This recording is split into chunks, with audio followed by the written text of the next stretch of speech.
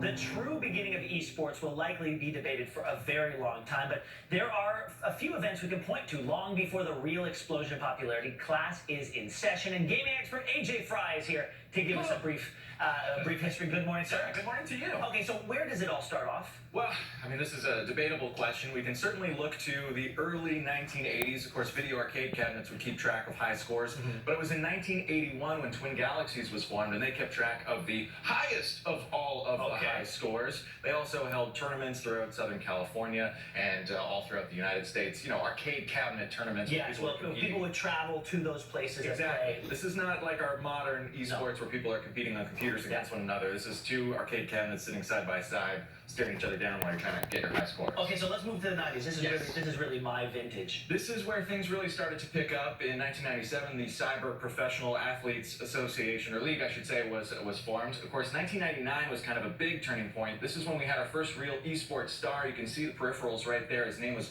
Jonathan Fatality Wendell. He was then just 18 years old, but he was winning hundreds of thousands of dollars in first-person shooter competitions. Looks like he's playing Painkiller up there on the screen. And while Michael Jordan was selling shoes and, sports peripherals, this guy was selling all kinds of computer gaming products. Okay, so a star in his sort of specific, is a niche star. When did it become sort of an international thing? Well, actually, speaking of international, the game StarCraft became so huge in the early 2000s over in Korea that their government actually had to create the Korea eSports Association to monitor and regulate the growing industry, because at that time, faster, more reliable internet connections actually made competitive online gaming way more viable. So we started to see this larger explosion in games that had burgeoning esports scenes. Okay, and now, then it was big, but now it's really exploding. Well, over the last 20 years or so, we've seen more and more games supporting these, tournaments. You got Call of Duty, it's one of the hugest games out there. League of Legends have been going strong for, over 10 years now.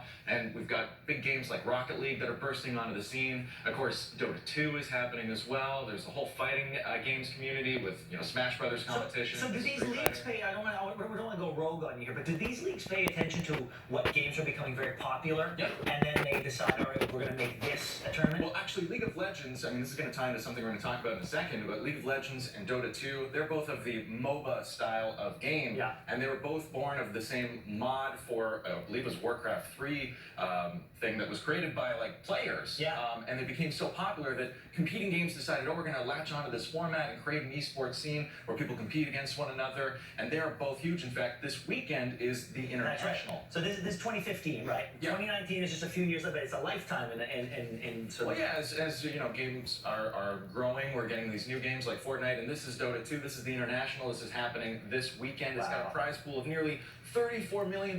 Top teams from all over the world come together to compete head-to-head for this. Of course, Fortnite, just back in July, we saw Booga take home the top prize of win the solo competition in Fortnite. He's only 16 years old. He won $3 million. He won $3 million. Yeah, so I mean, Fortnite is part of the Battle Royale game mode, I should say, that is incredibly popular. There's PlayerUnknown's Battlegrounds, there's Apex Legends.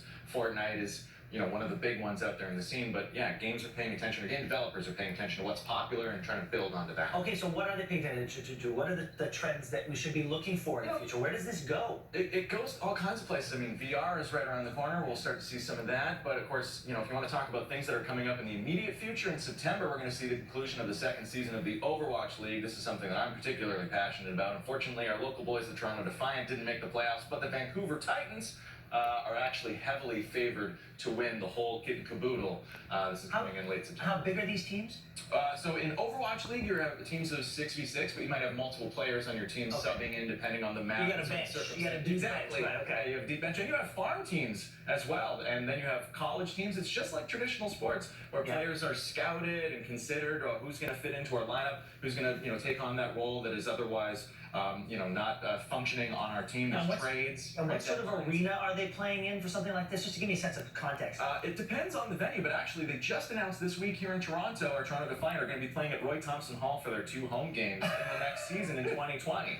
So, sometimes it's big sports arenas, sometimes that it's is incredible. And looking forward to next year? Well, I mean, there's you're going to see more of what you're seeing this year. This year was the first year that esports alone crossed the $1 billion economy mark, and that's regardless of the $19 billion that the video game industry has on its own.